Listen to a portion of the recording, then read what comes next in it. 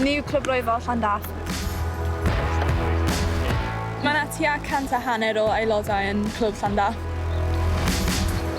Ers y gemau Olympaidd, mae llawer o bobl wedi dechrau cael ei annog i ddod, so oedd e arfer bod yn clwb eitha bach, ond mae yna lot o bobl yn dechrau ymuno yn ddiweddar. Nes i dechrau rhwyfo oherwydd fi'n eitha tal ac hefyd nath yr gemau Olympaidd ysbrydoli fi.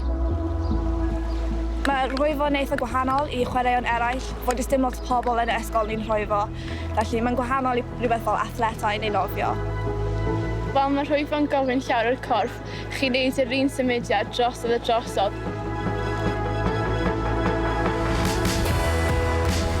Bydd rhan fwyaf o'r pobl yn meddwl bod rhwyfo yn i wneud efo'r breichiau, ond mae'r pŵer i gyd yn dod o'r coesau.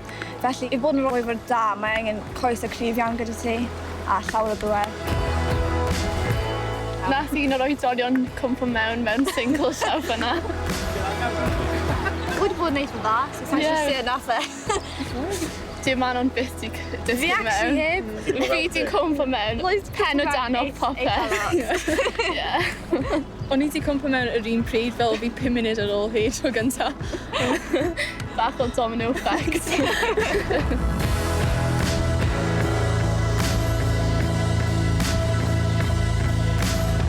Un peth sydd ddim yn bleserus am rhwyfo yw ein dwylo. Ni ddim efo'r dwylo mwyaf hardd yn y byd. Llawn blisters. No pain, no gain. Blwyddyn nesaf y gol i ni, siŵr fod fydd Treialon Cymru, croesi besedd, a wedyn o blwyddyn yma jyst wneud yn dda mewn cystadlaethau lleol a cenedlaethol.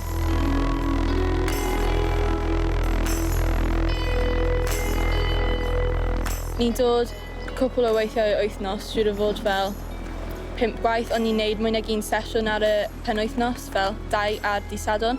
So chi angen siapio bywyd chi o gwmpas e weithiau.